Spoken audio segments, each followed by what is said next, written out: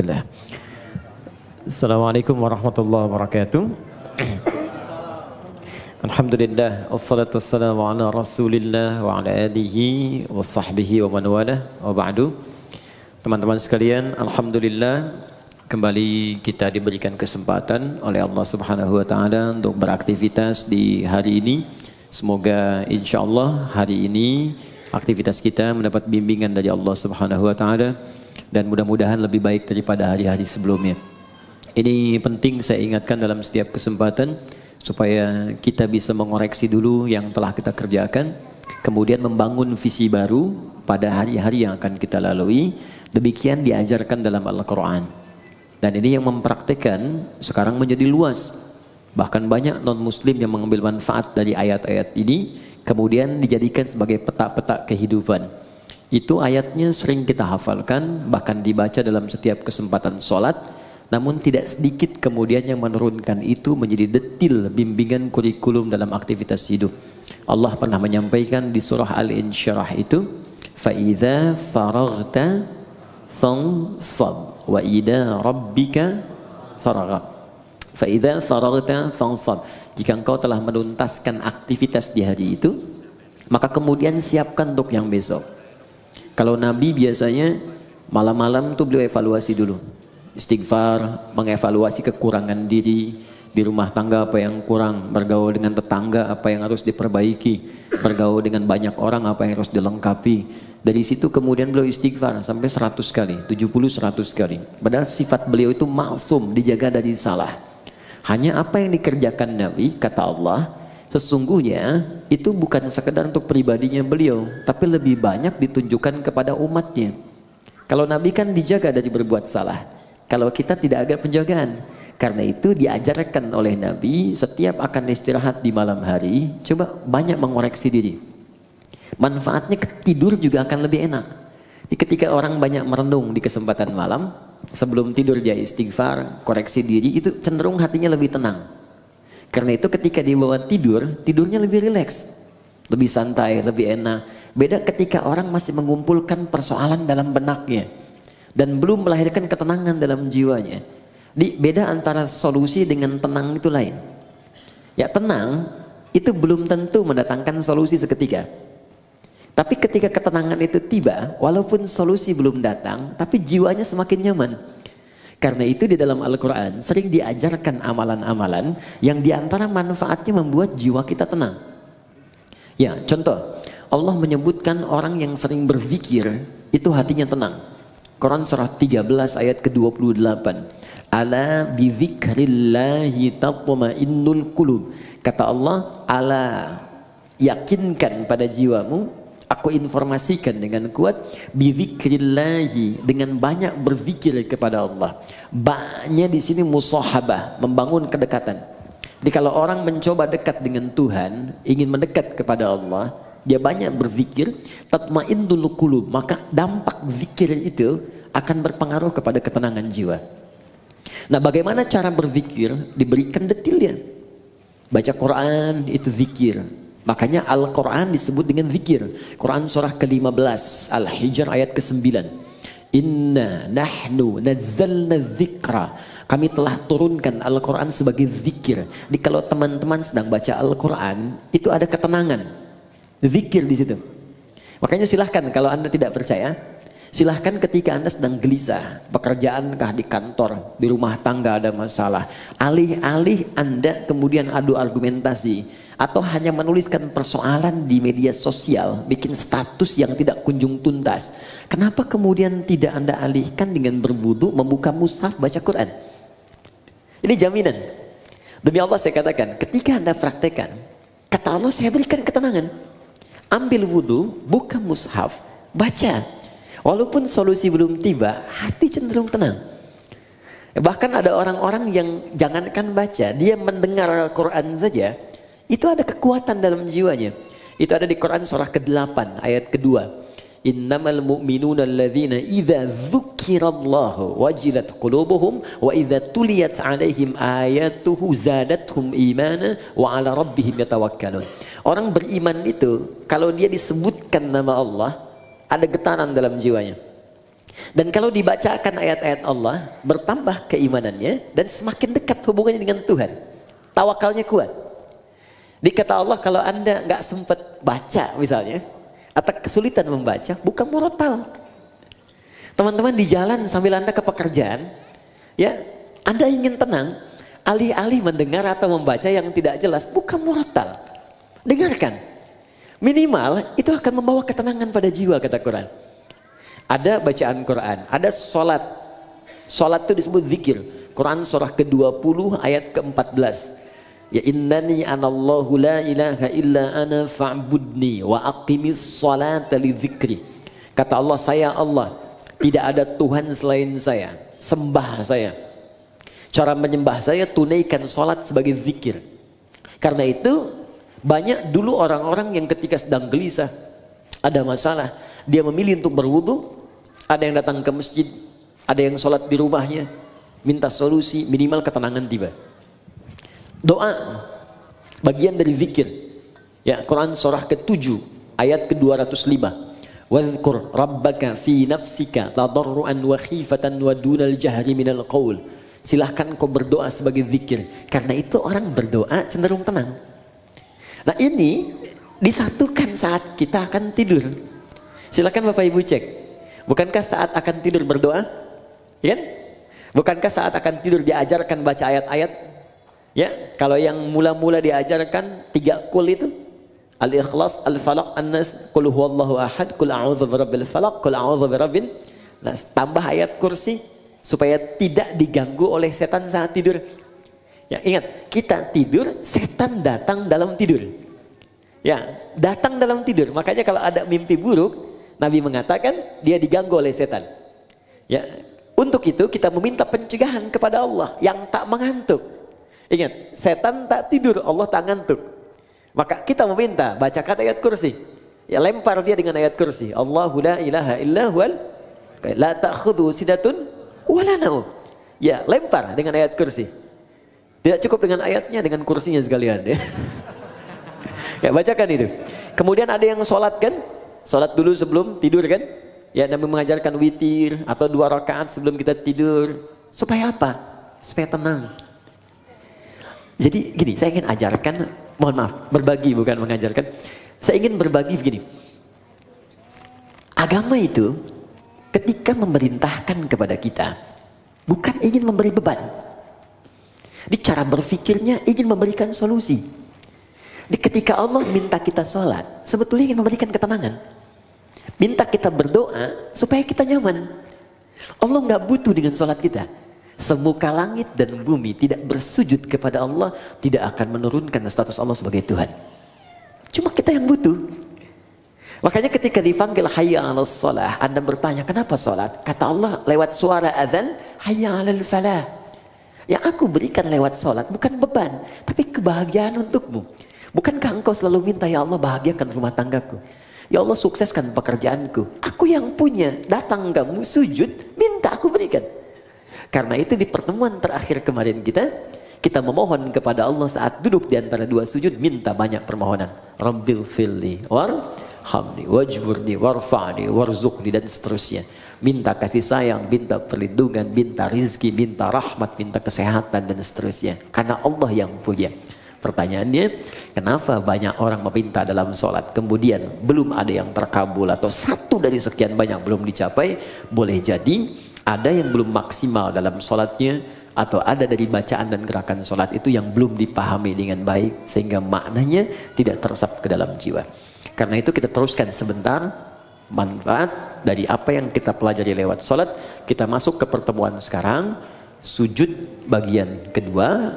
Saya akan ambil 10-15 menit saja, selebihnya kita akan diskusi dari pertemuan yang telah kita lalui. Saya kira ada beberapa kesempatan yang belum kita untuk berdiskusi, dan saya mohon izin mungkin akan berhenti lebih awal, ya mungkin setengah 12 atau mungkin 15 menit sebelum zuhur. Saya bisa pamit lebih dulu karena ada hal yang harus saya kerjakan kemudian. Jadi kita maksimalkan pertemuan ini untuk membahas 10-15 menit bagian sujud yang kedua. Setelah itu kita coba buka diskusi. Anda yang ingin ditanyakan atau sempat terlewatkan dari awal wudhu sampai dengan ke bagian sujud itu, pertanyakan kemudian, karena setelah itu kita akan masuk bab bagian ketiga terakhir. Tiga terakhir kita akan bahas tahiyat. Ya, jadi cara tahiyat, baik tahiyat pertama ataupun terakhir plus bacaannya. Kemudian yang kedua adalah doa khusus sebelum salam, karena ini menjadi bagian terakhir dari 4 keadaan yang doanya seketika akan dikabulkan oleh Allah kalau benar caranya. Ada saat berdiri, kedua saat ruku, ketiga saat sujud, dan keempat sesaat sebelum salam. Untuk yang ini saya akan berikan perhatian lebih karena jarang banyak orang fokus di sini, saking ingin cepatnya selesai sholat. Jadi baru tahiyat udah pengen salam gitu kan. Makanya Allah taruh tuh di bagian terakhir sebelum salam, ada peluang saat kita membacakan doa itu seketika kalau benar doanya bisa dikabulkan. Kalau dalam posisi itu Anda diminta dan dimohon untuk memberikan sesuatu atau meminta sesuatu, kira-kira apa yang harus kita mintakan? Kan dulu ada tayangan di TV dalam 1 jam harus menghabiskan uang sekian, bingung kan mau beli apa aja. Sekarang dalam sekian menit, sekian detik Anda harus meminta, dan kalau diberikan itu akan dikabulkan. Kalau Anda minta kan berpeluang dikabulkan. Anda mau minta apa? Nanti akan diajarkan oleh Nabi beberapa kalimat yang kalau Anda bacakan itu akan diberikan semua yang terbaik dunia, alam kubur, dan akhirat. 3 dimensi kehidupan. Karena nanti ada yang cuma minta dunia saja. Quran surah kedua ayat 200. Wa minan nasi may yaqulu rabbana atina fid dunya. Terus? Bukan, jangan ngarang. Itu yang ayat 201. Wa minan nasi may yaqulu rabbana atina fid dunya wa ma lahu fil akhirati min khalaq. Ada dari sekian manusia yang orientasi hidupnya cuma minta dunia saja. Yang penting dunia sukses. Dia nggak berpikir akhirat. Akhirat gimana nantilah. Alam kubur nanti aja. Pokoknya dunia saya pengen raih dulu nih. Dia yang paling hebat, popularitas harus paling tinggi, kedudukan paling hebat, harta paling banyak. Itu aja. Gak ada yang lain. Tapi ada yang hebat di ayat 201-nya. Wa minhum may yaqulu rabbana atina fid dunya hasanah wa fil akhirati hasanah wa qina adzabannar. Dia merasa saya akan pulang. Saya akan wafat. Saya nggak akan selamanya di dunia. Dan saya sudah diperlihatkan orang-orang yang wafat di hadapan saya. Bahkan saya yang memandikan, saya yang menyolatkan, saya yang mentalkinkan. Dan saya yakin besok lusa, saya yang wafat. Dan saya punya keyakinan besok ada kehidupan setelah saya wafat. Karena itu saya siapkan amalan-amalan yang hasilnya saya akan nikmati kemudian hari. Maka orang ini punya visi untuk akhiratnya, bukan hanya sekedar untuk dunianya. Maka dia siapkan, saya pengen dunia nikmat dan akhirat nikmat. Ini rumus dalam Al-Quran. Ketika Anda mengejar akhirat, maka dunia akan ikut di belakangnya. Gak akan rugi. Karena akhirat itu, dunia pasti nempel. Tapi kalau Anda ikut dunia, akhirat belum tentu mengikutinya. Contoh begini. Zakat itu kan akhirat kan? Zakat akhirat ya, bukan dunia. Awas. Tapi bagaimana Anda bisa berzakat kalau nggak ada dunianya? Oke. Anda mau zakat 25 juta. Zakat itu kan 2,5%. Berarti Anda harus punya berapa? 1 miliar kan? 1 miliar untuk berzakat 25 juta. Karena itu orang-orang dulu mengejar kekayaan itu bukan untuk nyari dunia, tapi supaya bisa zakat. Abdurrahman bin Auf mengejar kekayaan sampai paling kaya nomor 1, kapaknya terbuat dari emas. Apa motivasinya? Supaya saya bisa zakat, supaya saya sedekah, supaya saya infak. Ya, jadi motivasinya ke situ. Begitu dikejar untuk zakat, infak, sedekah, dunia ikut. Coba, yang dapat 1 miliar, padahal yang keluar cuma 25 juta.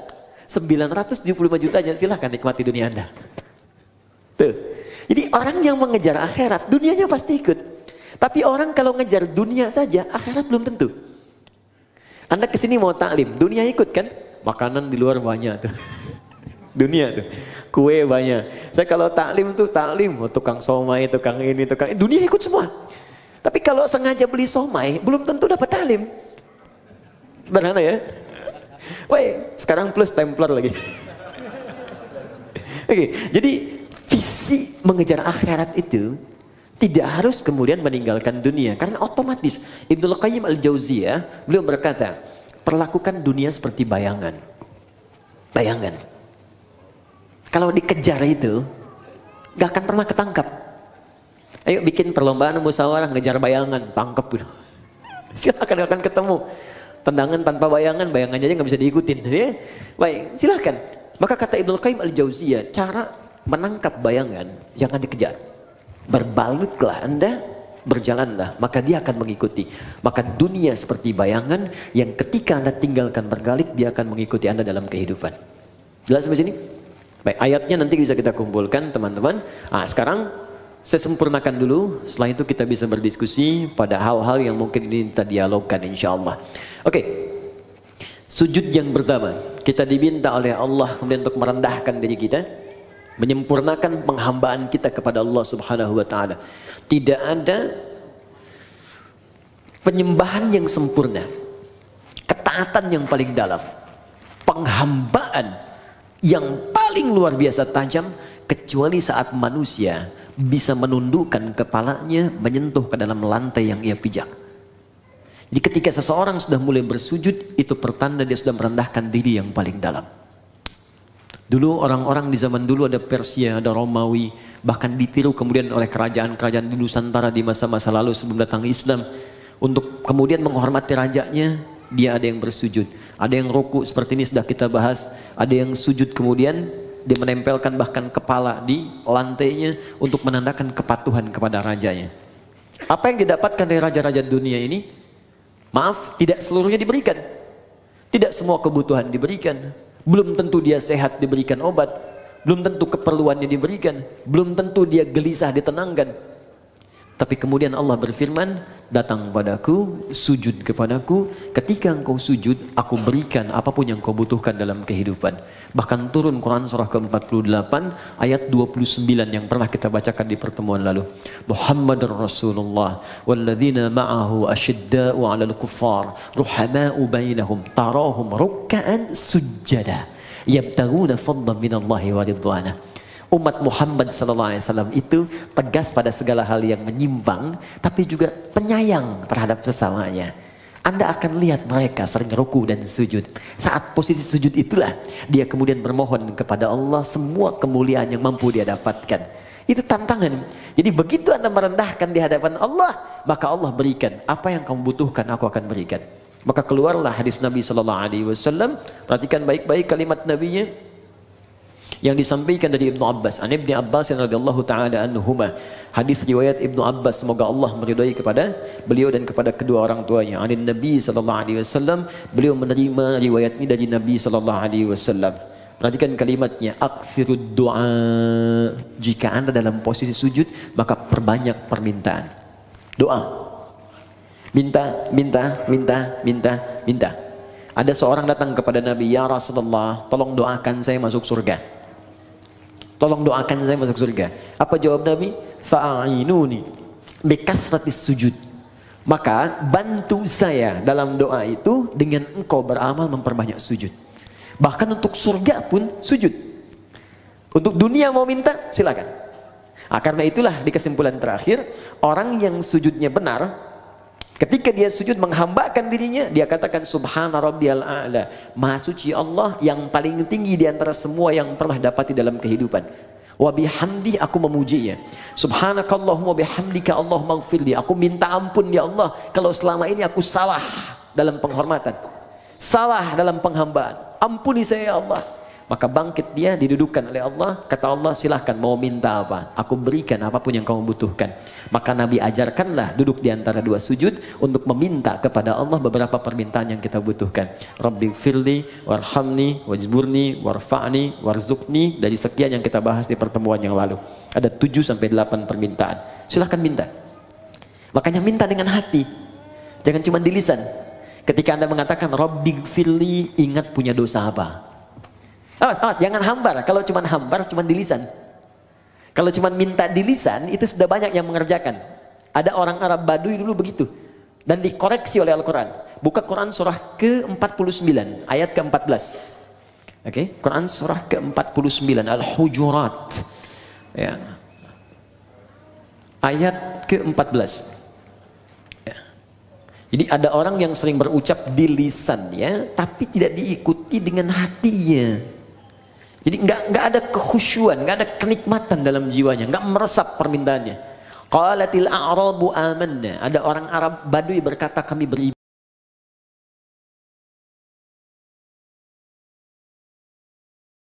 Pas mau nanti ngafani, beli kain kafan. Kalau enggak saya yang belikan sendiri. Ya pokoknya semua beli. Kain kafannya nyata. Terus siap-siap yang mau jadi volunteer dari sekarang ya disiapkan. Nah, siapkan ya, nanti kita siapkan cara ngafanin bagaimana. Kemudian nanti baru terakhir setelah itu menyolatkan. Ya, terus nanti kita berikan tambahan cara mengangkat sampai masuk ke liang lahat seperti apa. Ya. Terakhir untuk hari ini, nanti saya cukupkan di sini. Setelah itu kita dialog. Ya. Dalam sujud yang kedua, kita sujud. Fikihnya, kalau bicara fikih bukan hikmah, maka dikerjakan mutlak seperti Nabi menunjukkan. Ya, sallu kama ra'aitumuni usalli. Salatlah kalian seperti melihat aku salat. Jadi fikihnya, setelah kita duduk di antara dua sujud, sujud kembali. Posisinya seperti yang pertama, menempel 7 plus dengan tambahan hidung. Ya, 1 kening, kemudian 2 telapak tangan, 2 tambah 1 3. Kemudian 2 lutut, 3 tambah 2, 5. Kemudian jemari di 2 kaki, tambah 2, 7. Plus dengan hidung. Ya, kalau kita benar sujudnya, maka otomatis hidung kita pun akan menempel. Ini kalau tempat sujudnya bersih. Seperti di sini, karpet sejadah. Tapi kalau Anda sedang keluar, ya di pantai, naik ke gunung, diduga misalnya kurang bersih, maka tidak mutlak harus menempelkan hidung. Diangkat boleh. Jelas ya? Saya sudah contohkan, jadi tidak perlu kemudian saya contohkan kembali. Dan saya sudah bikin PowerPoint. Jadi pertemuan berikutnya, nanti saya tunjukkan PowerPoint dari awal takbir sampai dengan selesai salam. Baik, sudah ada, nanti saya kirimkan ya, insyaAllah. Kemudian teman-teman fokus. Setelah sujud seperti biasa, tempelkan dulu. Mohon maaf sekali, boleh bantu saya? 1 orang aja. Siapa aja boleh. Mas Andian, mohon izin. Di sini, karena kita ada kamera tersambung, sini aja. Kiblatnya ke sana, sana ke MU. Ya, silakan sujud langsung. Oke. Nah, fokus. Lihat sini teman-teman. Nah, ini sudah bagus. Ini tempelkan dulu. Mohon izin jangan dulu berdoa ya. Jangan dulu berdoa. Ingat sampai kata Nabi famakin sujudaka. Sempurnakan dengan baik dulu sujud secara caranya baru berdoa. Kening ini sudah ya di sini. Jangan sampai terhalang. Ingat pakai peci itu untuk menutup rambut. Jadi kalau kira-kira rambutnya pendek atau tidak ada rambut sama sekali, tak pakai peci pun gak ada masalah. Jelas ya? Baik, kemudian ini di telapak tangan 2. Ini agak dibuka ya. Sudah cukup baik, agak dibuka. Yang penting nggak ke sini ya, cukup di sini. Agak dibuka sehingga tidak dirapatkan ke sini. Ini hati-hati ada yang dilarang oleh Nabi, jangan kau tempelkan ini siku di sini sehingga menutup diafragma. Di saat sedang sujud kan darah dipacuk kencang dari jantung ke otak. Begitu kita tempelkan di diafragma itu bisa terhambat. Bisa meninggal orang kalau terlalu lama. Dibuka. Ilustrasinya kata Nabi sampai anak kambing bisa lewat. Ingat anak kambing itu kan zaman Nabi orangnya besar-besar. Ya, jadi wajar lewat itu cuma ilustrasi bahasa kiasan. Maksudnya ada ruang di sini. Bukan Anda ukur. Mama sini sholat yang benar. Anak kambing mana? Anak kambing. Tidak ya. Ini 2 lutut sini. Kemudian ini ditutup, bukan dibuka begini. Sudah saya terangkan, ditutup begini. Ini sudah bagus. Nah, sudah seperti ini baru berdoa. Nah, biarkan nikmat dulu, tekan sampai di kepala ini terasa enak, di kening. Ini masih hidup ya? Ya, alhamdulillah. Jadi tenang dulu, enak setelah merasa. Biasanya awal-awal pusing. Awal-awal pusing biasanya. Nanti setelah itu enak. Baru berdoa. Bangkit. Alhamdulillah. Nah, sudah duduk di antara 2 sujud, kan? Kemudian sujud kembali seperti tadi yang pertama. Baik, ini yang kita lakukan serupa. Jadi fikihnya tidak ada yang berubah. Sujud kedua sama seperti sujud yang pertama secara fikih. Bacaannya pun tidak berubah. Sama. Ya, subhana rabbiyal a'la atau subhana rabbiyal a'la wa bihamdi atau subhanakallahumma bihamdika Allahumma ighfirli. Silahkan dipilih. Jelas. Tapi ingat pesan saya baik-baik. Itu bacaan tadi itu hanya pengantar pada doa. Ingat, bacaan formal pengantar doa. Ingat pelajaran kita yang lalu. Setelah itu minta kepada Allah. Apa yang kita mintakan? Ingat baik-baik, sujud pertama kita minta silakan dalam hati, rasakan apa yang kita mohonkan. Bangkit, duduk di antara dua sujud, diajarkan oleh Nabi. Ini permintaan ini yang kamu bacakan. Kemudian kita sujud lagi, bacakan seperti yang pertama, tapi ingat sujud yang kedua mengandung makna syukur. Kalau benar syukurnya, Allah akan berikan lebih dari apa yang kita bacakan dalam duduk di antara dua sujud tadi. Bahkan ada orang yang belum minta, sudah Allah berikan. Seperti Maryam tadi, nggak minta, Allah sampaikan. Seperti Luqman dengan anaknya yang bukan Nabi, bukan Rasul. Seperti Umar pernah mendapatkannya. Seperti Abu Bakar pernah meraihnya. Seperti Ali pernah mendapatkannya. Bukan Nabi, bukan Rasul, tapi mendapatkan kemuliaannya. Paham sampai sini? Nah sekarang ketika sudah sujud, kemudian bangkit, baik tahiyat ataupun bangun kembali, ada satu PR yang harus kita praktekkan dulu. Kata Allah, kamu syukur, saya tambahkan. Bagaimana cara bersyukur dan apa itu syukur? Kita bahas ini kurang lebih 1-5 menit. Setelah itu kita cukupkan, kita buka untuk diskusi. Sepakat? Oke, silakan Mas. Jazakallah khair. Syukur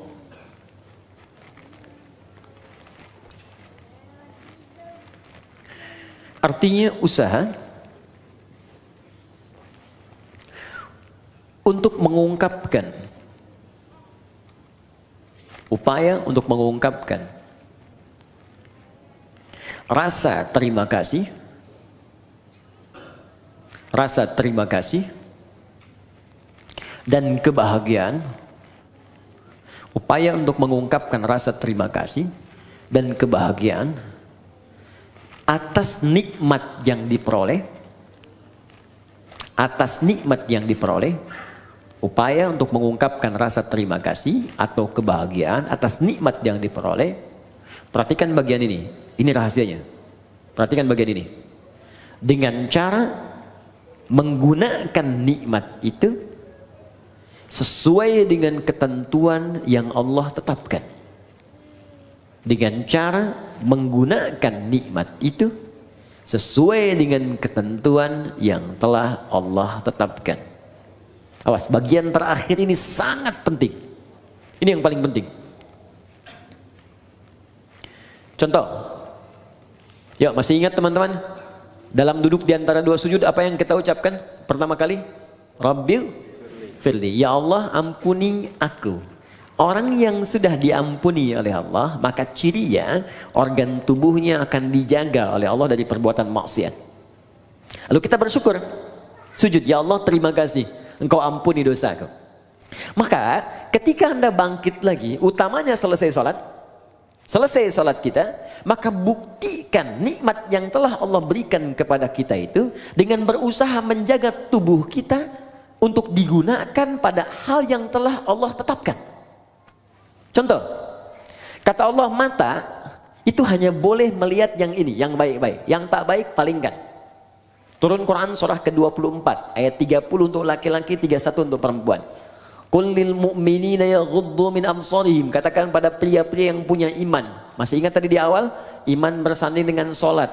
Alladzina yu'minuna bil ghaib wa yuqimunas shalah. Iman bersanding dengan salat. Katakan pada pria-pria yang punya iman. Katakan pada pria-pria yang telah salat. Ayat 31-nya wa qul lil mu'minat. Katakan pada perempuan-perempuan yang punya iman. Katakan pada perempuan-perempuan yang telah salat, yaghuddu min absarihim, yaghuddna min absarihinna. Pandangannya, matanya gunakan untuk melihat yang baik saja. Jika yang ditatap itu tak baik, maka palingkan. Disebut dengan ghaddul basar. Maka jika Anda ingin mensyukuri nikmat ampunan Allah, maka gunakanlah kemudian tubuh kita untuk digunakan pada semua ketentuan yang telah Allah tetapkan. Mata, apa ketentuan mata? Telinga, apa ketentuan telinga? Lisan, apa ketentuan lisan? Sampai ke ujung kaki. Jelas? Di ketika Anda ingin mendapatkan ampunan Allah, kata Allah, saya ampuni. Baik, buktikan, jaga ampunan itu.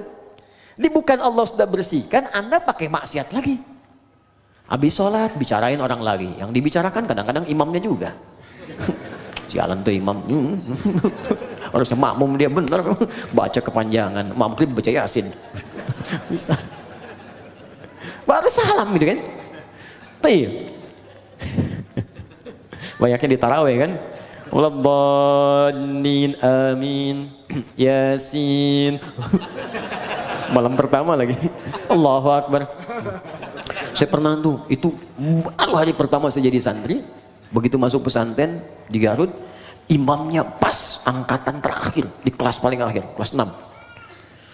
Dia baca madnya paling tinggi, paling panjang yang 6 harokat. Bismillahirrahmanirrahim. 6 harokat. Ya, kalau sekarang bingung, jadikan detik. Kalau kami mengajarkan pakai detik. 1 detik itu 2 harokat. 2 detik 4 harokat. 3 detik 6 harokat. Di detik itu lebih mudah. Tak, tak, tak. Lihat. Alhamdulillahi Rabbil Alamin. Ar-Rahmanir-Rahim. Maliki Yaumiddin. 6 harokat panjang sampai waladhdallin. Jadi ketika dia baca 6 harokat itu kan lewat tadi 3 menit. Al-Fatihah aja. Udah begitu selesai waladhdallin amin Yasin. Saya hari pertama masuk pesantren, malam pertama tarawih pakai Yasin. Di hati itu begini aja. Tapi Allah Maha Adil. Allahu Akbar. Jadi begitu selesai Yasin, Allahu Akbar. Itu tuh. Tapi tidak harus ditiru tuh yang begitu ya. Ya. Oke, lihat balik sini. Teman-teman fokus. Jadi begitu caranya. Ya, telinga jaga, lisan jaga. Jadi jangan sampai saat sholat diampuni, habis sholat maksiat lagi. Ini menunjukkan ada yang salah dalam sholatnya. Tuh, sampai nangis anak-anak tuh. Banyak yang begitu. Ya sayang, nggak apa, mau coklat. Oke. Ada berapa? 1 orang? Tolong ke belakang. Rizki. Saya tutup. Kalau ini standar ya. Ini yang sering orang keliru. Rizki bisa materi, uang, benda, pakaian, kendaraan, makanan, rumah, dan sebagainya. Oke, kita praktek dulu, fokus, praktek dulu. Kita minta warzuqni, ya Allah berikan aku rizki. Allah jawab. Dan kadang banyak orang tidak sadar, mungkin kesuksesan yang Anda dapatkan sekarang, itu atas doa Anda saat sholat. Anda pengen punya kedudukan, kata Allah saya berikan. Anda pengen punya harta, saya berikan. Anda ingin popularitas, sukses karir, saya berikan kata Allah. Tapi berapa banyak yang Allah berikan atas doa yang dimintakan dan dikabulkan itu kemudian yang disyukuri. Anda sujud, bangun, kata Allah syukuri. Sekarang pertanyaannya, ada orang yang bisa mensyukuri rezeki sampai-sampai Allah ditambah terus, tambah. Saking banyaknya tambahan sampai dia merasa dunia kecil. Dan yang paling dahsyat, ada orang yang nggak megang tapi ketika butuh ada. Itu yang kaya. Di saking banyaknya nggak kehitung. Mau makan, ada makanan. Pengen beli buah, ada yang beliin buah. Ada makan, ngajak teman malah dibayarin. Ya, jadi apa yang dia kerjakan tuh Allah cukupkan, cukup. Tapi dia aja nggak punya beban. Ya, nggak capek, kendaraan nggak ngurus-ngurus, mau berangkat ada yang jemput. Kadang-kadang dia telunjuk tangan begini, taksi berhenti, gitu kan? Wah, pokoknya luar biasa lah.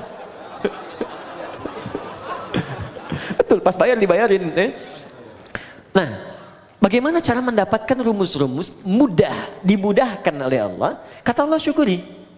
Nah, kembali ke konteks tadi di awal, syukur itu menggunakan nikmat yang Allah berikan sesuai ketentuan yang Allah tetapkan.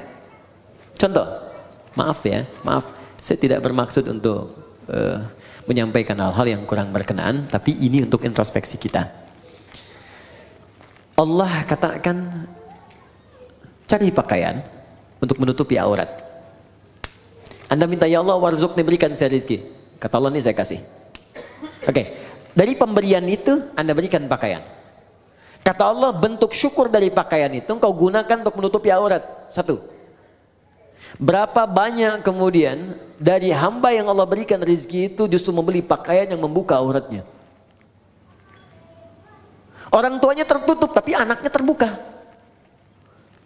Jadi kalau dari kecil Anda tanamkan kepada anak, diberikan pakaian yang membuka auratnya, bagaimana saat dewasanya?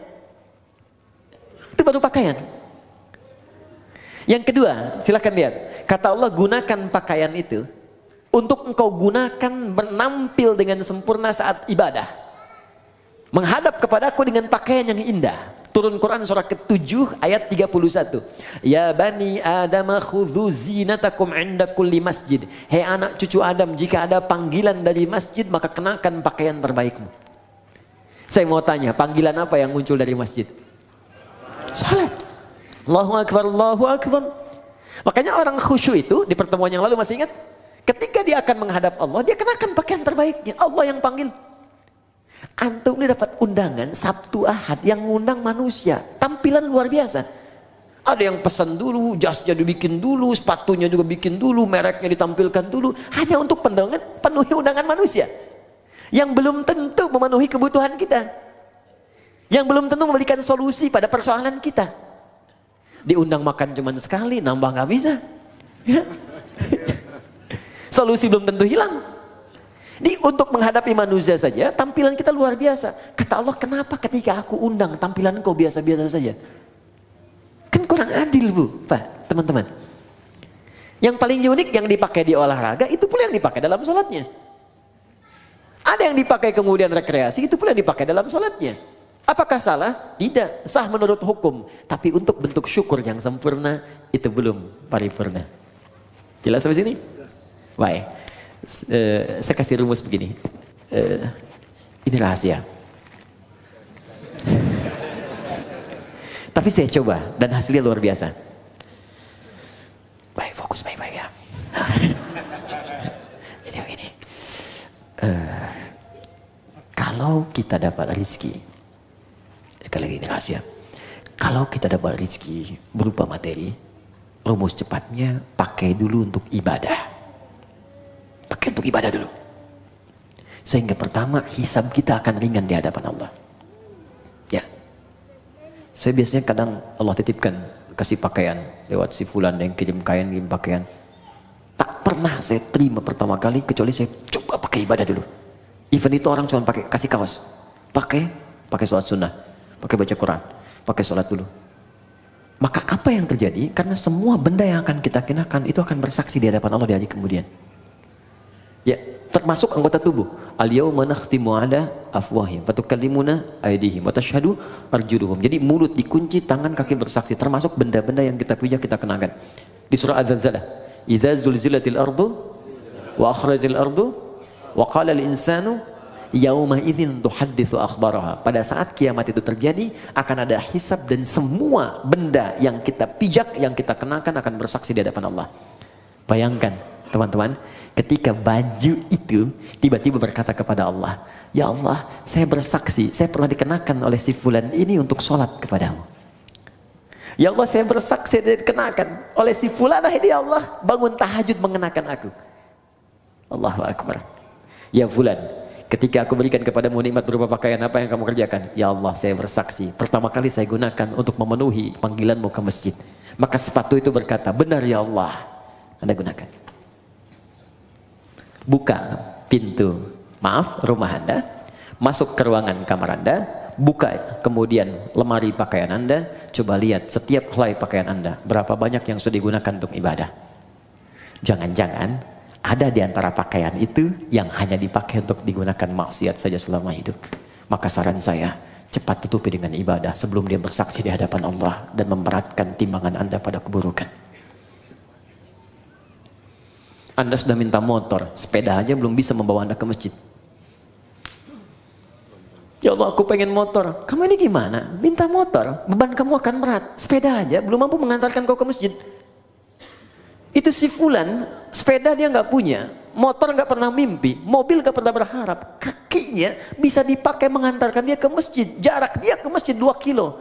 Kamu cuma 20 meter ke masjid. Sepeda sudah saya berikan, motor sudah saya limpahkan, mobil saya anugerahkan, mereknya bermacam-macam, belum mengantarkan kau juga. Maka nikmat apalagi yang harus aku berikan kepadamu supaya engkau mau berangkat ke masjid itu. Jadi kalau ada teman-teman mengatakan warzukni, ini hati-hati ya. Anda meminta dalam salat warzukni, ya Allah berikan aku rizki, dan sudah Allah limpahkan, tapi rizki itu belum mampu mendekatkan Anda kepada Allah, maka mesti berhati-hati. Jangan-jangan ada istidraj di dalamnya. Istidraj. limpahan yang terasa nikmat, tapi di balik itu ada kumpulan azab yang sedang menunggu. Maka segera bertobat. Coba dicek, punya sepeda pernah dipakai untuk mengantar ke masjid belum? Pernah dipakai ibadah belum? Punya motor pernah dipakai ibadah belum? Punya mobil pernah dipakai ibadah belum? Pakaian berapa banyak pernah digunakan ibadah? Tulisan pena, handphone berapa banyak dipakai maksiat? Bandingkan dengan taatnya. Nah, semakin banyak ditata oleh kita untuk kepada hal-hal yang baik, syukur, maka semakin Allah akan tambahkan kepada kita nikmatnya. Itu gambarannya. Kalau ada yang macet di pertengahan, bukan karena dihambat, mungkin nikmat yang sudah ada belum dimaksimalkan untuk berbuat taat kepada Allah Subhanahu wa taala. Jelas sampai di sini? Oke. Karena itu kita cukupkan dulu sujud yang kedua, selesai kemudian tinggal aplikasinya. Ya, teman-teman, rezeki banyak ya. Ada anak-anak tuh, anak, cucu. Berapa yang sudah diinvestasikan pada kebaikan? Ingat, ketika Allah sampaikan jaga diri dari neraka, itu yang disebutkan pertama keluarga. Fokus, qu anfusakum wa ahlikum nara. Jaga diri dan keluargamu dari neraka. Diri keluarga, anak, pasangan, orang tua, ayah, suami, istri, selalu itu yang disebutkan. Itulah rezeki. Ya, saya cukupkan sampai di sini. Untuk sementara waktu kita berdialog dulu. Kalau ada yang mau bertanya atau ingin diperjelas dari mulai wudu sampai dengan sujud tadi bagian kedua, silahkan kita diskusikan. Karena yang pertemuan berikutnya kita akan langsung masuk kepada bab yang baru, yaitu tahiyat, doa sebelum salam, dan amalan pasca salat. Saya perkenankan.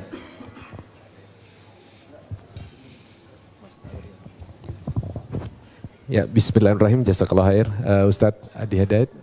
Baik teman-teman, masih ada waktu kurang lebih sekitar 30-an menit.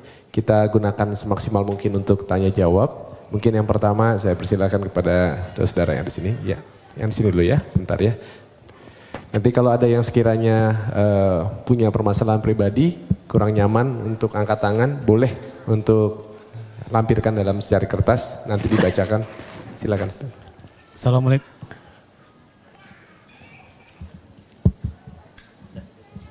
Assalamualaikum Ustadz, nama saya Iksan Ustadz. Di kajian bulan lalu kan duduk di antara dua sujud ada dua cara Ustadz. Iftiros sama yang tafaruk. Yang kedua belum dikasih tahu Ustadz caranya, tafaruknya seperti apa. Baik. Duduk di antara dua sujud, saya mengatakan di pertemuan lalu, duduk dalam sholat itu ada dua jenis. Ya, duduk dalam sholat ada dua jenis. Satu disebut iftirash, kedua disebut tawarruk. Iftirash membentangkan bagian kaki kirinya untuk kemudian diduduki itu dan melipat bagian kanannya. Karena itu disebut iftirash dari kata firash, sesuatu yang terbentang. Kasur disebut firash karena dibentangkan, kita tiduri itu. Duduk disebut iftirash karena kaki bagian kiri dibentangkan untuk kita duduki itu. Kemudian yang kanan dilipat. Contoh paling mudahnya, kita kemudian duduk seperti ini, kemudian yang kiri dibentangkan begini, kemudian duduki, yang kanan kemudian dilipat seperti ini. Jadi kalau kita menghadap ke sini, nah ini iftirash ya. Jadi seperti ini. Yang kirinya dilipat, kita duduki, yang kanannya ditekuk. Gini ya. Jelas ya? Kemudian yang kedua tawarruk, agak lebih santai. Ya, memasukkan kemudian bagian kirinya ke selak-selak betis bagian kanannya ke sini. Kemudian duduk ke tempat alas lantainya di sini. Di tawarruk, sehingga tawarruk terasa lebih santai. Ya, seperti ini. Jadi ini yang dilipat kemudian ke kiri, yang kanannya ini kemudian ditekuk bagian jari-jarinya. Jadi kalau saya buka, mohon maaf sekali sebesar-besarnya. Bismillah. Ini saya buka, jadi jemarinya seperti ini, dilipat ya. Ya, ini yang dilipat, ini tidak pakai ya, lipat. Nah, ini yang kiri dimasukkan, dilipat, diduduk seperti ini. Dia agak lebih santai. Nah, ini ada sejarah. Dia ada kisah kapan Nabi kemudian tawarruk, karena di awal-awal masa, saya mohon izin kenakan kaos kaki dulu ya, sehingga nanti ada orang potong video itu Ustadz aneh katanya kan. Kanan pakai kaos kaki, yang kiri tidak. Ini sekarang masanya agak repot nih. Oke. Jadi ada nanti kisahnya. Jadi kenapa Nabi asalnya iftirash terus. Iftirash bahkan di tahiyat. Makanya nanti di beberapa mazhab termasuk Maliki, nanti saat tahiyat, baik tahiyat pertama ataupun yang terakhir, semua duduknya iftirash, kayak yang tegak. Nah, tapi nanti di akhir-akhir masa beliau hidup, itu kemudian beliau tawarruk pada bagian keduanya. Ya, makanya ada perdebatan yang sangat menarik di dalam fikih Maliki dengan Syafi'i. Ya, ketika kemudian Imam Malik ditanya kenapa Anda kemudian tawaruk, tidak tawaruk tapi iftirash dua-duanya. Kata Imam Malik, karena saya mengikuti Nabi di awal masa salat itu, beliau kemudian duduknya iftirash semua. Nah, tawaruk itu ketika beliau sudah mulai lemah di akhir, makanya yang terakhir cenderung lebih santai. Ya kan? Karena keadaannya sudah mulai agak lemah, maka di akhir cenderung santai karena tahiyat terakhir lebih lama daripada tahiyat yang pertama. Tapi jawaban Imam Syafi'i pun sangat bagus. Kata Imam Syafi'i, kita kan diperintahkan mengikuti Nabi. Ya kan? Jadi kalau Nabi tawaruk, kita ikut tawaruk. Nabi iftirash, kita ikut iftirash. Kalaulah logikanya Nabi kemudian sudah lebih sepuh sehingga kemudian lebih nyaman tawaruk, kenapa dua-duanya tidak tawaruk? Tapi satu iftirash, satu tawaruk. Karena itu Imam Asy-Syafi'i lebih memilih untuk yang satu iftirash tahiyat pertama, yang kedua kemudian tawaruk. Imam Malik mempertahankan iftirashnya. Dua-duanya benar, yang salah yang sambil baringan gitu ya. Baik. Jadi jangan berdebat pada dalil yang memudahkan. Adapun duduk di antara dua sujud, ya maka duduknya iftirash, bukan tawaruk. Iftirash. Jadi ingat, hanya ada dua duduk dalam salat. Iftirash dan tawaruk. Iftirash dan tawaruk keduanya bisa dipakai dalam tahiyat, tapi di antara dua sujud hanya iftirash saja, bukan tawaruk. Kecuali pada kondisi kaki yang bermasalah sehingga tidak bisa iftirash, maka silahkan, jangankan tawaruk, kaki maju ke depan pun satu itu boleh. Ya, jadi jangan marah ya, teman-teman di Mekah misalnya kan ada sholat tiba-tiba orang Arab kakinya begini satu saat tawaruk, ya kan? Nah, ini tandanya sedang ada masalah di kakinya. Nggak sopan nih sama Allah, bukan begitu, dia sedang ada masalah ya. Jadi silahkan, mau begini silahkan, mau gini silahkan kalau sedang memang ada kesulitan.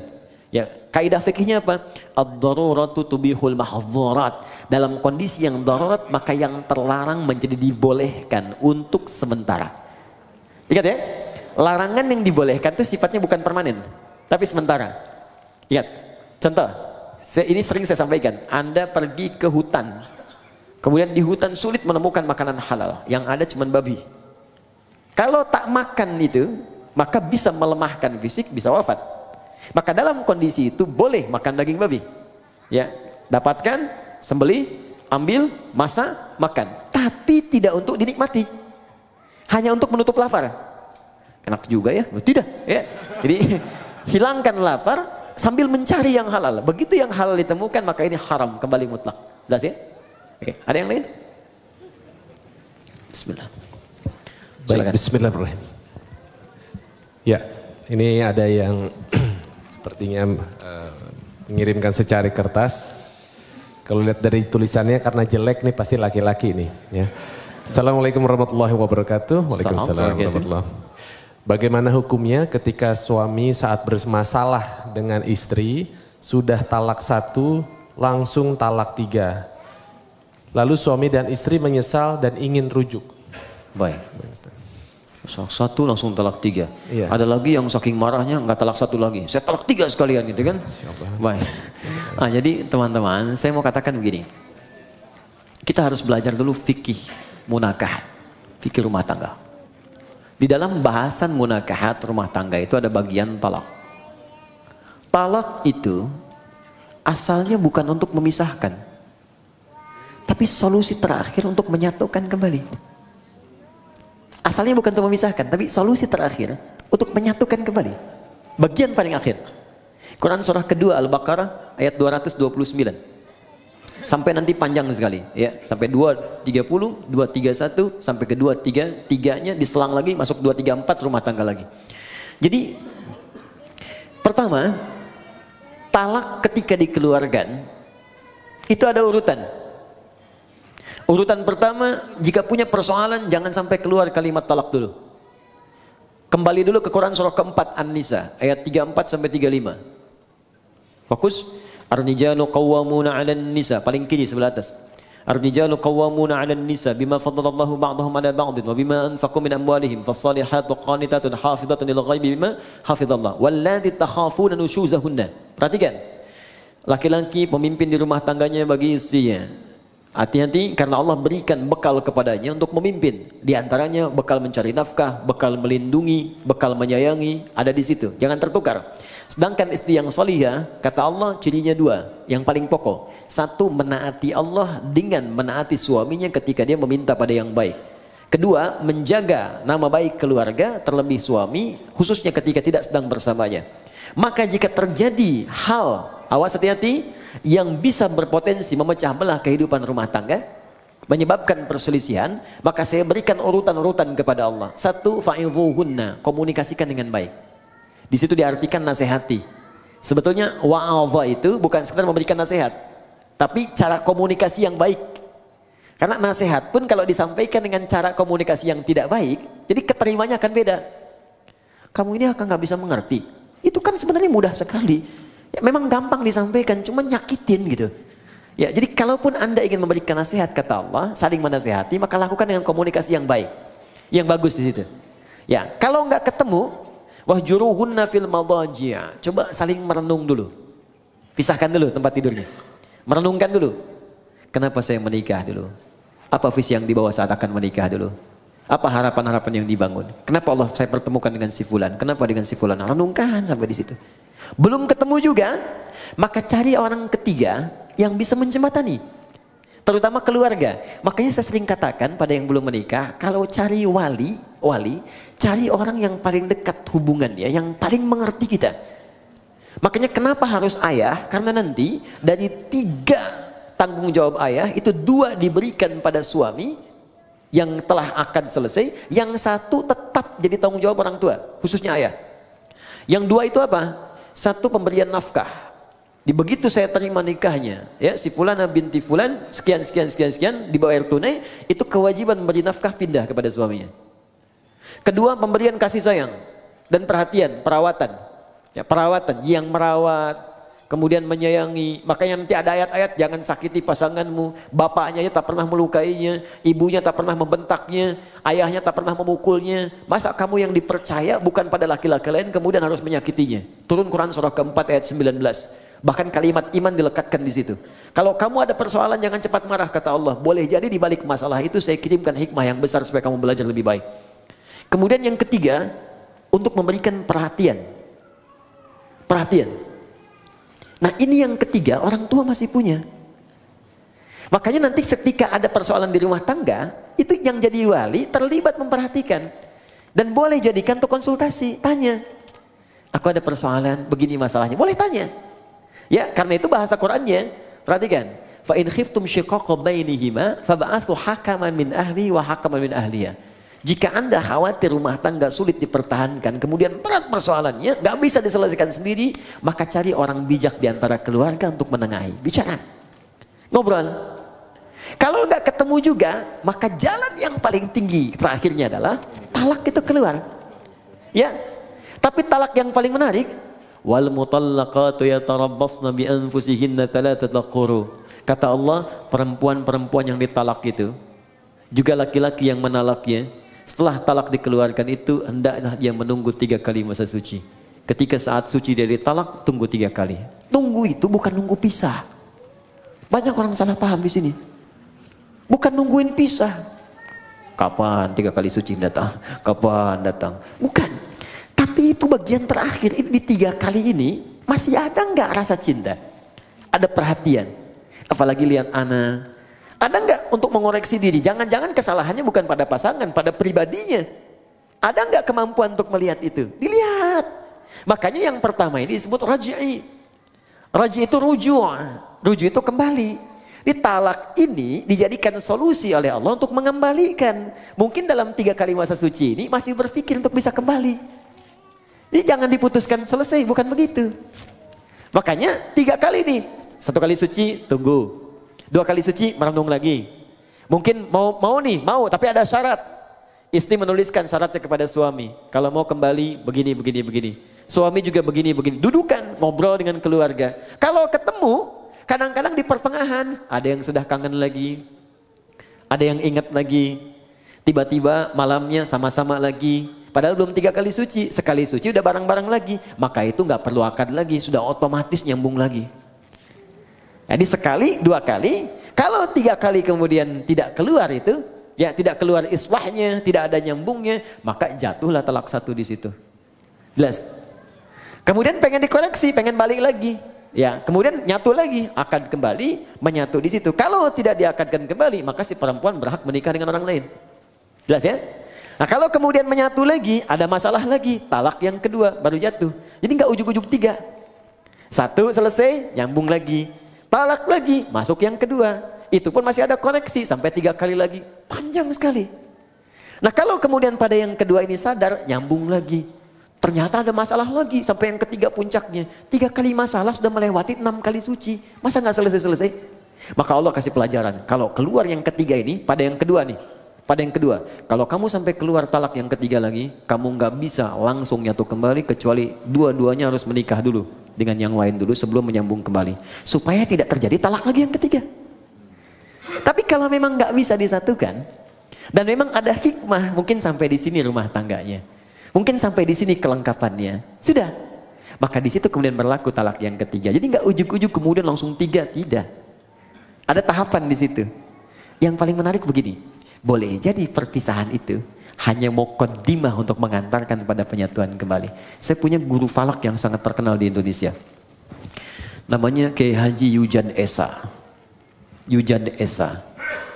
Alhamdulillah. Esa itu singkatan Endang Syarif. Kiai Haji Yujan, orang Garut ini. Wah ini Masya Allah, lebih cepat dari kalkulator. Jadi kalau udah ditanyakan, udah sekian. Arah kiblat sini. Kita hitung betul. Google kalah lah pokoknya, Kompas telat. Ya, jadi itu seketika. Haji Yujan itu didapatkan karena dikasih orang. Bahasa Arabnya Yujan. Wajada yajidu Yujan. Dikasih orang, Haji Yujan. Haji saya dikasih sama Allah lewat orang itu. Maka disebutkan Haji Yujan. Hajinya dikasih orang. Saya nggak perlu bangga dengan semua itu karena ini pemberian Allah. Esa Endang Syarif. Maka dikenal dengan kayak Haji Yujan Esa. Baik. Silahkan kalau mau singkat. Nah, kemudian menikah. Sempat pisah. Tahu Anda apa yang terjadi? Sampai kemudian beliau menikah lagi. Istrinya yang pisah ini menikah lagi. Di akhir masa hidupnya, dalam keadaan sepuh, istri yang ini meninggal. Suami yang itu meninggal. Dan menyatu kembali yang tadi. Di masa tuanya. Menyatu kembali. Jadi kita tidak tahu rahasia apa yang Allah tetapkan di kemudian hari. Yang bisa kita jalani adalah apa yang terjadi di rumah tangga, ikuti ketentuan yang ditetapkan oleh Allah. Itu pasti solusi. Kalau punya masalah, duduk bicara, komunikasi yang enak. Terus perannya dilihat, Anda laki-laki, ini perempuan. Kalau perempuan kata Allah, datang kepada laki-laki. Laki-laki itu pemimpin. Masih ingat kata-kata saya? Ciri khas pemimpin itu apa? Ya, ciri khas pemimpin tidak mau dipimpin. Dia hanya menerima masukan, tidak menerima saran. Ya, jadi kalau masuk kepada pemimpin, masuknya harus dengan cara yang tidak langsung. Biasanya kalau tidak tanpa mukadimah, papa sih begini-begini, balik lagi tuh. Tapi kalau kita masuk dengan cara yang lembut, ma, saya mohon maaf kalau selama ini banyak salah, emang. Ya nggak apa-apa, terima aja dulu, nggak apa-apa. Iya, tapi mungkin Allah kirimkan papa untuk menyempurnakan apa yang kurang pada diri saya. Capek, nggak apa-apa. Ya memang hidup kita harus capek Pak. Ya tidak ada yang tidak capek. Kalau tidak capek mungkin kita sudah kembali kepada Allah. Saya bukan apa-apa, saya hanya takut ketika Allah tanya di kemudian hari, kenapa engkau tidak jaga pasanganmu dengan baik? Silakan Pak, kalau ada yang salah bisa dikoreksi. Saya siap. Saya hanya khawatir sebelum pulang kepada Allah membawa beban yang tidak bisa saya selesaikan di dunia. Hari pertama diam, tapi malam dia akan berpikir. Tengah malam mungkin menangis. Besok-besok tiba-tiba datang kepada Anda. Ternyata saya yang punya salah mah. Tuh kan, bener kan saya bilang kemarin. Tapi itu bisa terjadi. Ya, sholat, dalam sujud minta, ya Allah sentuh hatinya ya Allah, berikan kebaikan pada jiwanya ya Allah. Ya Allah berikan kemuliaan, Engkau pasangkan dia kepadaku bukan pada yang lain ya Allah. Maka mohon ya Allah ringankan hisabku di hari kiamat. Itu lebih mudah. Jelas ya? Dan itu insya Allah akan indah. Bu, ada satu ya teman-teman akhwat. Ini kisah nyata di masa lalu. Ini mungkin awet untuk rumah tangga. Jadi setiap suaminya mau tugas di masa lalu, dia selalu berdandan rapi. Rapi dandan. Terus diantar sampai ke depan pintunya. Sampai dilihat bayangannya hilang. Ya, dia cium tangannya, suami cium kemudian keningnya, dia berangkat. Sampai katakan, dan selalu dibisikkan di telinganya. Pak, sayang, kami mendoakanmu, insya Allah sukses pekerjaan. Tolong jangan cari yang haram. Karena kami 1 detik pun tidak akan kuat di neraka. Kami sanggup menahan lapar seharian, tapi tak akan sanggup bisa berada di neraka walau sedetik. Dibisikkan di telinganya, jalan. Setiap pulang, dandan lagi yang rapi. Udah dandan, udah rapi, dan menariknya bawa sapu. Sapu. Bukan mau nyapu. Begitu suami datang, cium tangannya, duduk, makanan disiapkan lagi. Masya Allah, kalau bahasa kita, ayah sudah pulang, semoga Allah berikan segala kebaikan, kemuliaan, menghilangkan rasa penat. Aku mohon maaf, hanya ini yang terbaik yang aku bisa berikan. Kalau ada yang kurang-kurang kau marah, kau pukul pun silahkan, aku rela, diberikan sapunya. Dan tidak pernah dalam hidupnya terjadi pertengkaran yang luar biasa. Masya Allah. Bisa seperti itu? Suami mau berangkat, kan? Siapkan, dandan, kirimin SMS, kan? Sayang, insya Allah lancar ya hari ini aktivitas. Yakinkan pada dirimu aku bersamamu dalam suka dan duka. Wah. Dijawab sama suami, kamu kenapa sehat? Oke. Itu terakhir. Assalamualaikum, saya ingin bertanya, jika mendapatkan rizki, sebaiknya dipakai umrah ibadah dahulu atau lebih diutamakan untuk kebutuhan terlebih dahulu? Karena takut kedepannya tidak cukup untuk memenuhi biaya hidup. Oke, teman-teman begini, jangan dipisahkan semua ibadah. Ya, memenuhi kebutuhan rumah tangga dan ibadah aspek yang lain secara ritual itu Allah sudah atur dengan sedemikian rupa. Contoh, Anda bekerja, dapat rezeki berupa harta benda tertentu dengan jumlah tertentu. Apa yang pertama kali harus dilakukan dengan harta ini? Turun Quran surah keempat ayat 34. Paling kiri sebelah atas. Infakkan lu untuk keluarga. Jadi pertama keluarga. Jelas? Ar-rijalu qawwamuna 'alan nisa bima faddalallahu ba'dahum 'ala ba'din wa bima anfaqu min amwalihim. Jadi Anda cek nih kebutuhan keluarga itu berapa? Dalam sebulan cek berapa. Dapat 80 juta, kebutuhan 40 juta dari keluarga. Masih ada lebih kan? Makanya kelebihan ini sudah Allah ukur. Allah tetapkan nisab namanya. Jadi ada nisab di situ. Setiap ada 85 gram emas dengan nominal sekian, emas itu akan terus naik kan? Sesuai dengan masanya. Masa Nabi mungkin kurang dari 1 juta, naik lagi. Sekarang 1 gram udah 700.000. Ya kan? Baik, jadi ini kurang lebih sudah 60 juta ke atas. Maka ketika Anda mendapatkan ini, kata Allah, ini pun silahkan keluarkan zakatnya dulu. Baru keluar zakat. Zakat pun keluar setelah melewati batas ini. Ya, 85 pas ke atas keluar zakat. Bahkan ada pendapat di ulama pun, jika zakat ini pun, awas hati-hati, bisa berpengaruh terhadap kebutuhan keluarga yang memang dibutuhkan nilainya segitu, maka ini belum dikeluarkan. Ada pendapat demikian. Jadi ketika kebutuhan keluarga 75 juta misalnya, dibutuhkan betul. Ya, mohon maaf. Kemudian dapatnya 60 juta. Ini sudah masuk kategori nisab. Hanya nisab ini pun keluar zakat itu ditunda setahun. Kalau bertahan lebihnya ada, kan? Baru kemudian keluar. Ya, ada yang menyebutkan haul di sini. Karena itu, jika kemudian ini masih belum mencukupi, maka ini tidak keluar. Tutupi dulu ini.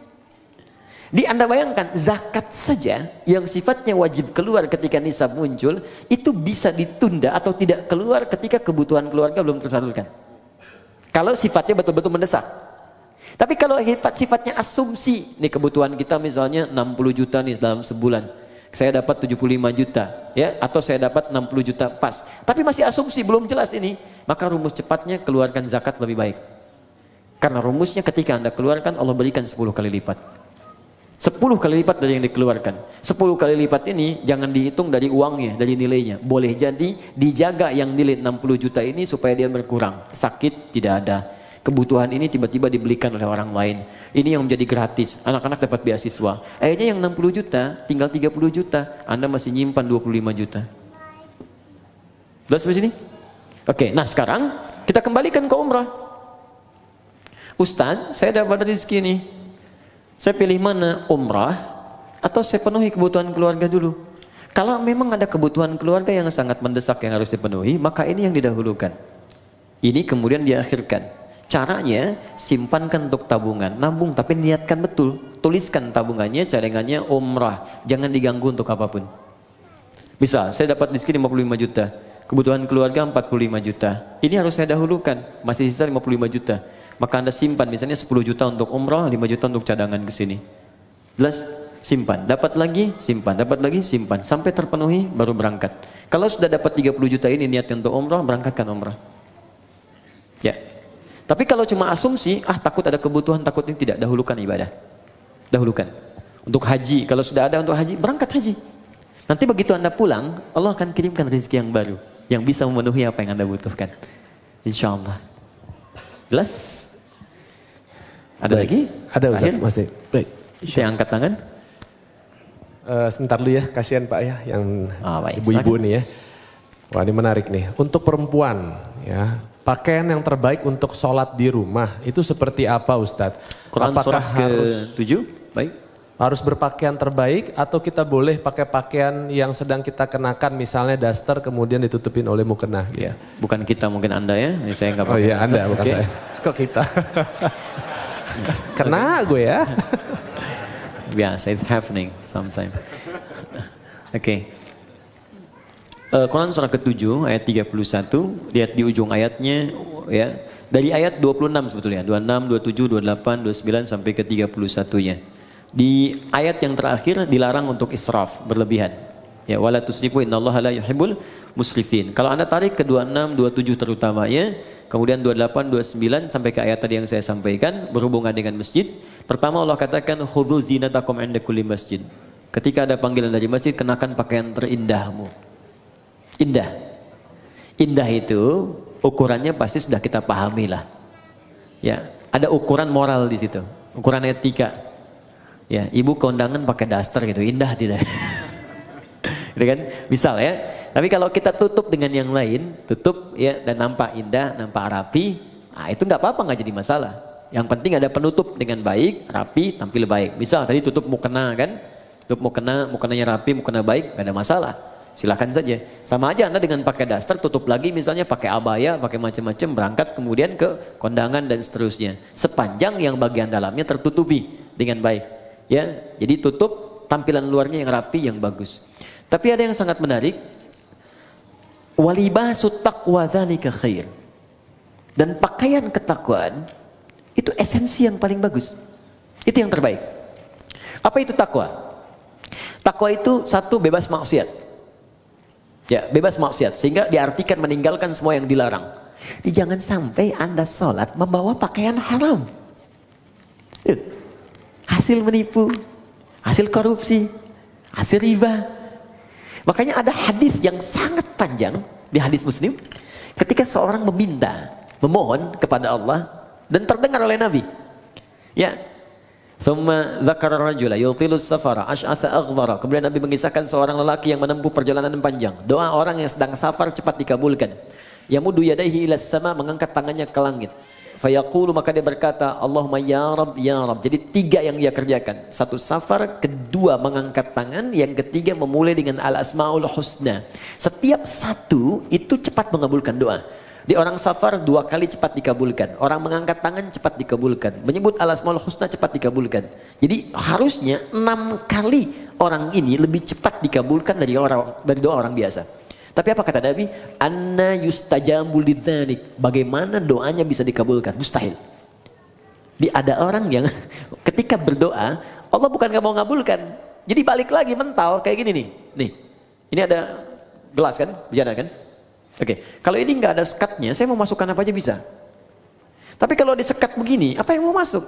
Gula nggak masuk, garam nggak masuk, spidol nggak masuk. Balik mental. Bukan Allah nggak ngasih, mental. Apa yang menutupi sehingga mental jawaban dari Allah itu? Pertama kata Nabi, mat'amu haram, karena sumber makanannya haram. Mashrabu haram, karena minumannya haram. Malbasu haram, karena pakaiannya haram. Wa ghudhiya biharamin, dan perangkat hidupnya haram. Anna yustajabu lidzalik, bagaimana itu bisa dijawab doanya? Karena itu pakaian terbaik bukan persoalan masalah jenisnya. Ya, bukan pada modelnya. Tetap dia menutup aurat dengan baik, tapi pada yang pertama esensinya, apakah halal atau haramnya. Jadi indah itu bisa relatif. Indah relatif, walaupun jelek itu mutlak. Ya. Makanya ukurannya jelas itu kan. Baik, cari, tapi pertama jauhkan dari nilai hal-hal yang mengundang maksiat yang haram. Kedua, Takwa itu berarti kedekatan yang sangat dengan Allah. Biasanya kalau teman-teman dekat dengan seseorang dan dapat undangan, bukankah akan mengenakan pakaian yang paling baik? Sekarang Anda ingin dekat dengan Allah, maka ketika ingin dekat dengan Allah, cari yang paling bagus, yang paling baik. Maka semakin tinggi kedekatan itu, semakin ada rasa dalam hati. Pasti Anda akan memilih yang paling bagus. Pasti itu, karena ada rasa dalam jiwa. Terus sudah otomatis. Nah, karena itu tidak dilarang ketika Anda menutupi dengan mukena, tampil menutup aurat, tapi jika Anda mampu mengerjakan nilai takwa tadi, walibasut taqwa dzalika khair. Pakaian takwa dengan dua model tadi itu yang paling bagus. Kalau Anda bisa kenakan ini, maka Allah akan turunkan jawaban di Quran yang sangat indah sekali di surah At-Talaq. Ya, surah At-Talaq ayat kedua sampai ketiga, di akhir ayat kedua, di awal ayat ketiga. Wa may yattaqillaha yaj'al lahu makhraja wa yarzuqhu min haitsu la yahtasib. Quran surah 65 akhir ayat kedua sampai awal ayat ketiga. Kata Allah, siapa yang mampu meningkatkan takwanya kepada Allah, maka aku akan ringankan persoalan hidupnya. Bukan gak punya masalah, setiap ada masalah Allah ringankan. Dia mengalami masalah itu, cuman ringan. Awas ya, Ustadz pun bukan gak punya masalah. Banyak. Ini masalah antum semua nih, pertanyaan. Ya, tapi ya kasih ringan gitu. Dan tidak harus jadi Ustadz. Dekati Allah, Allah pemilik semua solusi. Dan nanti ketika Anda mengalami persoalan itu, Allah ringankan. Bukan gak dapat masalah, diringankan sehingga ringan tuh. Enak. Oke, saya kira itu. Ya, Allah Ta'ala alam. Cukup? Ya, baik.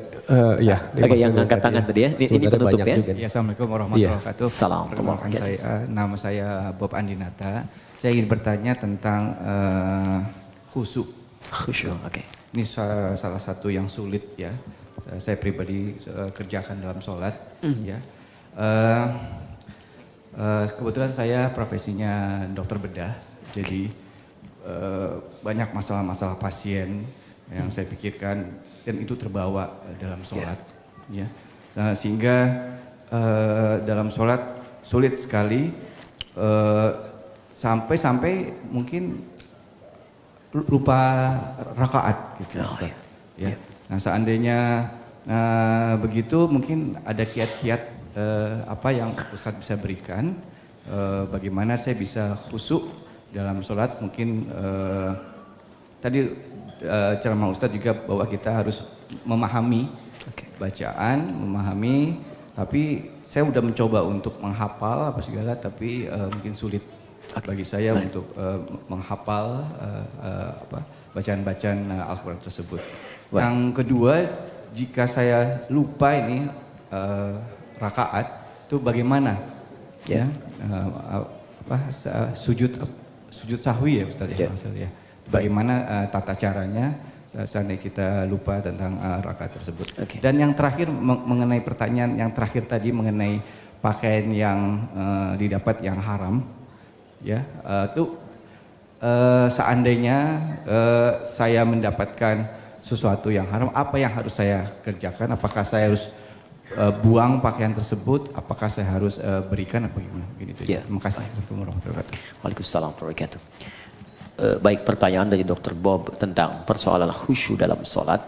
Memang khusyuk itu masalah yang luas, universal. Tidak tersekat ke dalam profesi dokter bedah saja. Tukang kredit ketika sholat bisa ingat kreditnya. Yang mau arisan bisa ingat tuh, ya ini giliran siapa menangnya. Semua. Karena itu di hadis Nabi menyebutkan umum. Ada dua penyebab orang tidak khusyuk. Pertama, faktor setan. Ada setan khusus menggoda orang sholat. Namanya khanzab. Ada yang menyebut khinzib. Setan itu banyak jenisnya. Nanti mungkin bagus juga kalau kita belajar fikih setan. Ya, supaya tahu cara menghindarinya. Ya kan? Ya, kita nanti belajar jenis-jenis setan. Ada setan di rumah tangga. Ya, ada di Quran surah kedua ayat 102. Namanya dasim. Ada setan di pasar. Itu yang kalau ke mall pulang-pulang masih ingat tas belum dibeli. Ada banyak. Ya, ada setan di tempat-tempat musik, ada banyak macam-macam. Ya, nah ini kembali ke setan yang goda orang sholat. Nanti saya sampai ke jawabannya. Nabi mengatakan dalam salah satu hadisnya, Bima ma'na idza kabbara, kalau seorang sudah mulai takbir, kemudian faqala syaitanu, maka setan sudah mulai berbisik di benaknya, udzkur kada, ingat ini, ingat itu. Itu ke semua. Kalau kita belum takbir, itu biasa Pak. Gak akan ingat tentang bedah, tentang pasien, tentang macam-macam. Tapi ketika Anda mulai takbir, Allahu Akbar, mulai ingat. Gunting tadi letaknya di mana? Ini ada yang belum dibedah, ini ada yang muncul semua. Berarti normal. Normal. Karena setannya betul menggoda.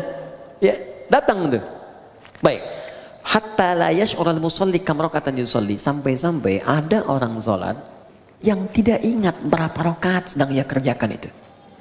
Berarti benar kan hadis Nabi ya? Dan kita semua umumnya hampir mengalami itu. Maka apa solusinya? Maka yang pertama sebelum sholat diminta kita untuk berlindung kepada Allah, berniat dengan benar. Innamal a'malu binniyat, semua amal bergantung pada niatnya. Maka kalau kita khawatir waswas, fasta'iz billah, minta perlindungan kepada Allah dari godaan setan. Boleh ta'awudz, a'udzubillahi minasyaitonir rajim. Ada yang baca An-Nas, ya, qul a'udzu birabbin nas, minta kepada Allah perlindungan. Itu boleh dilakukan. Ini bagian pertama. Dan ulama di sini nggak ada persoalan memohon kepada Allah perlindungan sebelum sholat, karena sholat dibuka dengan takbir secara bacaan, kemudian ditanamkan dengan niat. Yang kedua, ini yang paling penting, Quran surah ke 2 Al-Baqarah ayat 45 sampai 46. Sebelum sholat dibuat persiapan yang matang untuk sholat. Ya, kata Allah di ayat 46-nya, alladzina yadhunnuna annahum mulaqu rabbihim wa annahum ilaihi raji'un. Di ayat 45, khusyuk itu enggak mudah. Wa innaha lakabiratun. Salat itu enggak mudah, illa 'alal khasyin, kecuali bagi orang khusyuk. Siapa orang khusyuk ini? Ternyata khusyuk dimulai sebelum salat, bukan saat sedang salat. Jadi ada tahapan khusyuk dimulai sebelum salat. Apa persiapannya? Tadi, yadhunnuna annahum mulaqu rabbihim. Satu, orang khusyuk itu orang yang merasakan dalam jiwanya akan menghadap kepada Allah. Karena itu ketika akan menghadap kepada Allah, kata Allah, kenakan pakaian yang bagus. Kamu dapat undangan dari orang lain, pakaian bagus. Dapat undangan dari Sang Pencipta, kenapa pakaian biasa-biasa? Makanya pakaian itu cenderung juga mengondisikan kita untuk bisa nyaman dalam sholat. Silahkan cek, pakai kaos oblong, ya, dengan pakai baju koko, sama-sama sah menutup aurat. Tapi rasanya lain kan? Ya kan? Oke. Kemudian yang paling menarik, di ujungnya, wa annahum ilaihi raji'un. Tenang sebentar. Kalau Anda mendengar kalimat raji'un, raji'un, raji'un, apa yang terbayang? Inna lillahi wa inna ilaihi raji'un. Nah, dalam sholat itu ketika kan sholat, kalau ingin khusyuk kata Allah, rasakan mungkin ini sholat terakhir yang Anda kerjakan dalam hidup. Mungkin wafat dalam sujud. Apa yang Anda pikirkan membedah orang kalau Anda wafat sekarang? Apa yang Anda pikirkan tentang gunting, tentang segalanya, tentang selang, tentang infus? Kalau Anda wafat sekarang, apa yang mau Anda kerjakan kata Allah? Percuma pikirkan semuanya.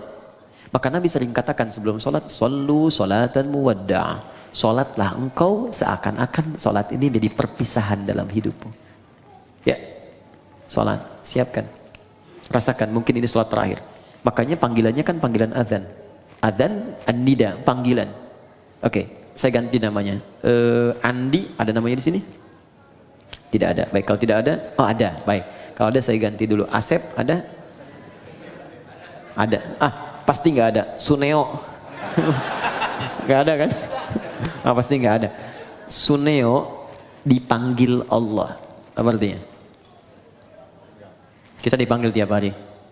Adi dipanggil Allah, Bob dipanggil Allah, Hasan dipanggil Allah, Andi dipanggil Allah. Allahu Akbar, dipanggil kan? Mungkin sholat itu panggilan terakhir dalam hidup kita.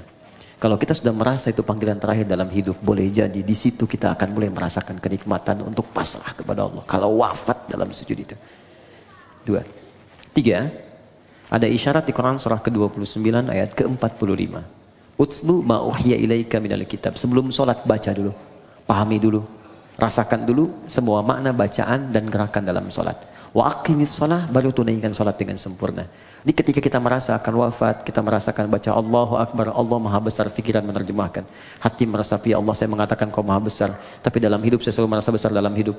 Pekerjaan saya katakan yang paling besar dalam hidup, dan seterusnya. Itu perasaan akan terbawa, sehingga membantu kita bisa lebih fokus dan nyaman dalam sholat. Jelas sampai di sini?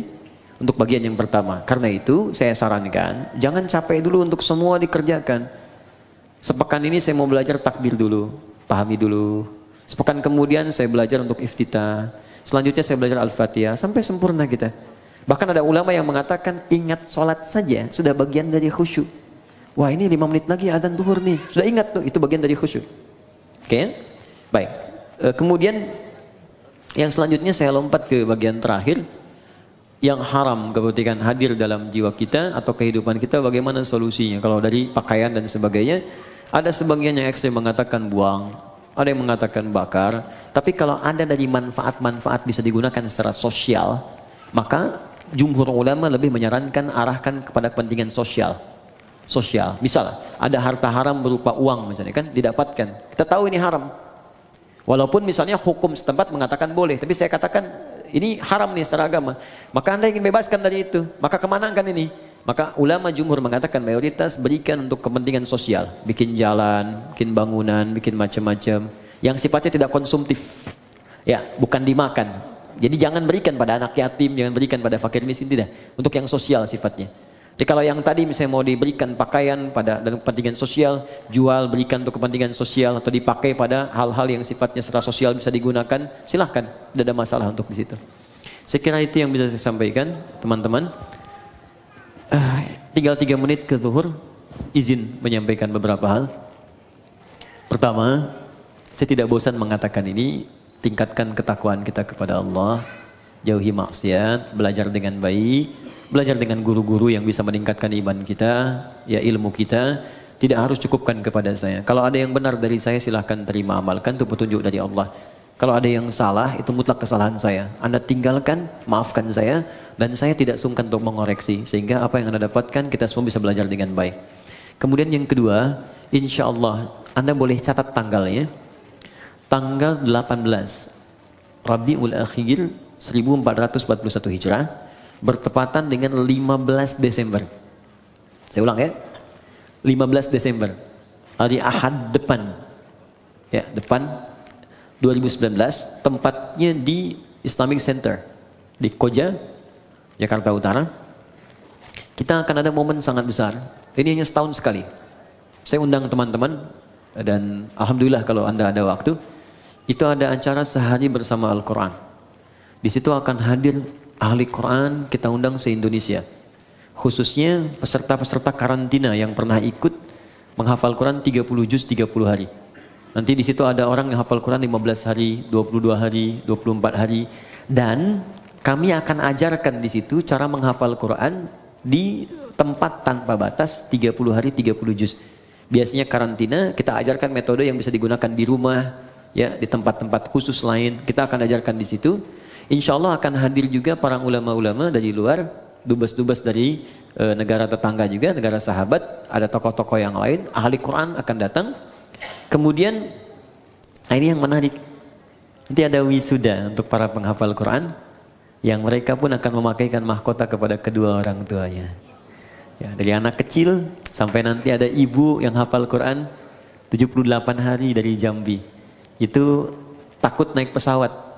Makanya pakai bis ke Lampung. Ternyata di Lampung yang daftar cuma 2 orang. Ayahnya ke Bekasi. Dan suaminya mengatakan kalau belum hafal jangan pulang dulu. Ya, sampai hafal selesai khusus untuk ibu itu nanti yang pakaikan mahkotanya suaminya insya Allah. Nah, dan nanti biasa ketemu dengan ahli-ahli Quran, keluarganya bagaimana. Ada anak kecil saya belum buka sampai sekarang. Saya nggak mau anak itu diekspos terlalu jauh sehingga kehilangan Qurannya. Ini anak bu, ini hebat bimbingan ibunya.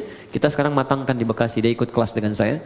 Itu dia hafal Quran dengan nomornya, posisinya, temanya, ya sampai juga automatically Quran tak gitu, cepat sekali. Nanti saya tampilkan, saya kenalkan waktu tanggal 15 Desember nanti. Jamnya dari jam 8 pagi sampai menjelang zuhur setengah 12. Jadi untuk sesi ta'limnya yang saya sampaikan jam 8 sampai sekira jam 9 setengah 10. Jam 10-nya masuk nanti sesi untuk ada takrim, wisuda, ada juga nanti ulama-ulama yang lain untuk hadir.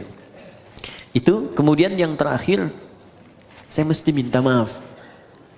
Karena ada penyesuaian jadwal untuk tahun depan. Sekali lagi saya mohon maaf sebesar-besarnya, tahun depan itu ada penyesuaian sehingga kesibukannya agak bertambah. Mungkin ini adalah pertemuan kita yang terakhir di tahun ini. Jadi saya mohon maaf sebesar-besarnya, kita bertemu lagi tahun depan. Ya. Tahun ini, tahun terakhir. Ya, cuma nanti kita sesuaikan. Ini kan terakhir kan tahun ini, ya kan? Bulan depan kan tahun baru kan?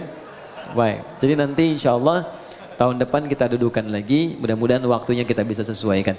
Saya kira itu saja teman-teman. Kita doakan guru-guru kita, saudara-saudari kita, dan semoga semuanya mendapatkan hidayah Allah Subhanahu Wa Taala. Kita akhiri dengan doa kifaratul majlis. Saya salat zuhur di sini nanti karena waktunya sudah tiba, dan mohon izin langsung pamit. Subhanakallahumma wa bihamdika asyhadu an la ilaha illa anta astaghfiruka wa atubu ilaik. Allahumma taqabbal minna innaka antas samiul alim wa tub alaina innaka antat tawwabur rahim. Rabbana atina fid dunya hasanah fil akhirati hasanah wa qina adzabannar wa akhiru da'wana alhamdulillahi rabbil alamin. Assalamualaikum warahmatullahi wabarakatuh.